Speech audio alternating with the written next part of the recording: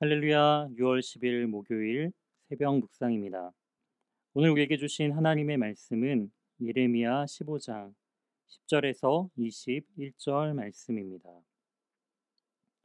내게 재앙이로다 나의 어머니여. 어머니께서 나를 온 세계에 다투는 자와 싸우는 자를 만날 자로 낳으셨도다. 내가 꾸어주지도 아니하였고 사람이 내게 꾸이지도 아니하였건만은 다 나를 저주하는도다. 여호와께서 이르시되 내가 진실로 너를 강하게 할 것이요 너에게 복을 받게 할 것이며 내가 진실로 내 원수로 재앙과 환난의 때에 내게 강구하게 하리라. 누가 능히 철 곧 북방의 철과 놋을 꺾으리요. 그러나 내 모든 죄로 말미암아 내 국경 안에 모든 재산과 보물로 값없이 탈취를 당하게 할 것이며 내 원수와 함께 내가 알지 못하는 땅에 이르게 하리니 이는 나의 진노의 맹렬한 불이 너희를 사르려 함이라. 여호와여 주께서 아시오니 원하건대 주는 나를 기억하시며 돌보시사 나를 박해하는 자에게 보복하시고 주의 오래 참으심으로 말미암아 나로 멸망하지 아니하게 하옵시며 주를 위하여 내가 부끄러움을 당하는 줄을 아시옵소서. 만군의 하나님 여호와시여, 나는 주의 이름으로 일컬음을 받은 자라. 내가 주의 말씀을 얻어 먹었사오니 주의 말씀은 내게 기쁨과 내 마음에 즐거움이 오나 내가 기뻐하는 자의 모임 가운데 앉지 아니하며 즐거워하지도 아니하고 주의 손에 붙들려 홀로 앉았사오니 이는 주께서 분노로 내게 채우셨음이니이다. 나의 고통이 계속하며 상처가 중하여 낫지 아니함은 어찌 됨이니이까. 주께서는 내게 대하여 물이 말라서 속이는 시내 같으시리이까. 여호와께서 이와 같이 말씀하시되 내가 만일 돌아오면 내가 너를 다시 이끌어 내 앞에 세울 것이며 내가 만일 헛된 것을 버리고 귀한 것을 말한다면 너는 나의 입이 될 것이라. 그들은 내게로 돌아오려니와 너는 그들에게로 돌아가지 말지니라.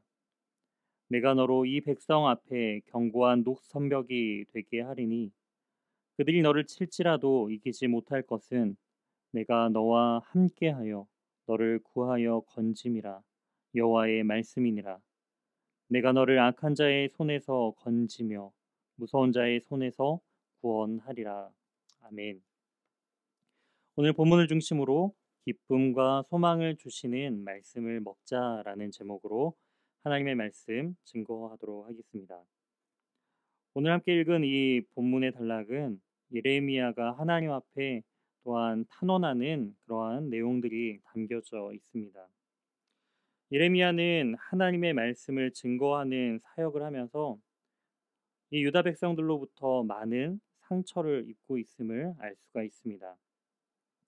예레미야는 자신이 받은 이러한 상처 앞에 아무런 보복도 하지 아니하시고 또한 침묵하고 계시는 그 하나님을 지금 원망하고 있다라는 것이죠. 10절에 예레미야는 자신의 출생을 저주합니다. 그러면서 자신의 인생은 참으로 전쟁과 다툼이 공존해 있는 그러한 어려움 가운데 있다라고 고백하고 있죠. 예레미야는 이러한 어려움 속에서도 자신은 타인에게 돈을 꾸지도 또한 꾸어주지도 않았다라고 말합니다.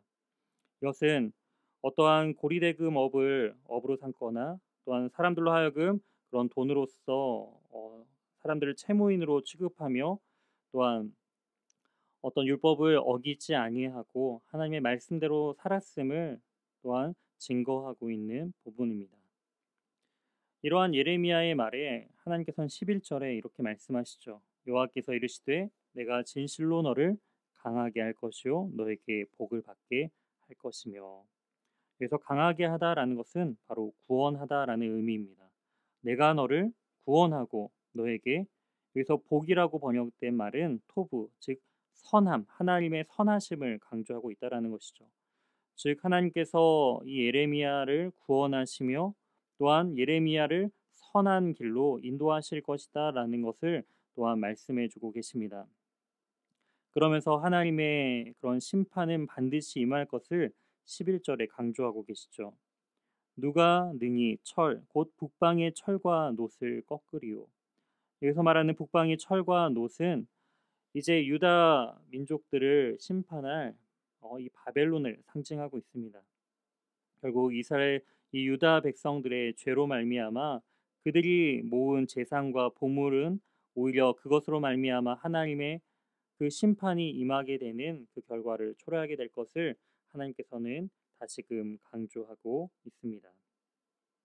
하지만 이 하나님의 심판이 더디 오는 것처럼 느껴지자 이 예레미야는 하나님을 원망하기 시작하죠. 바로 16절에 나와 있는 그 말씀처럼 만군의 하나님 여호와시여 나는 주의 이름으로 일컬음을 받은 자라 내가 주의 말씀을 얻어 먹었사오니 주의 말씀은 내게 기쁨과 내 마음에 즐거움이오나. 하나님의 그 사명을 받고 또한 말씀을 온전히 받았을 때 예레미야는 너무나 기쁘고 감사했다라는 것을 고백하고 있습니다. 하지만 이 기쁨도 잠시 오히려 17절 하반절 말씀처럼 하나님께서는 그 심판하지 아니하시는 그 모습 가운데 예레미야는 분노하게 되었다라는 것을 또한 말씀에 나타나고 있죠.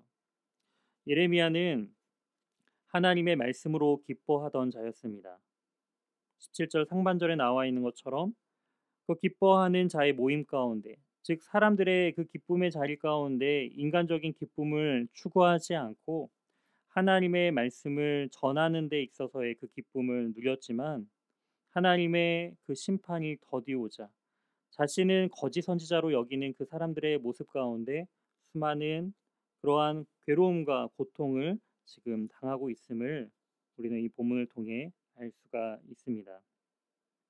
이러한 고통이 계속하며 또한 그 상처가 벌어지는 것 같은 그런 아픔을 느끼는 예레미야의 모습을 보면서 하나님은 이 상황들을 통해 예레미야에게 자신의 상황들을 온전히 깨닫고 다시금 하나님의 말씀으로 돌아와 그 귀한 것, 즉 하나님의 뜻을 증거하는 그러한 증거자가 돼야 한다라는 것을 19절에 강조하고 있습니다.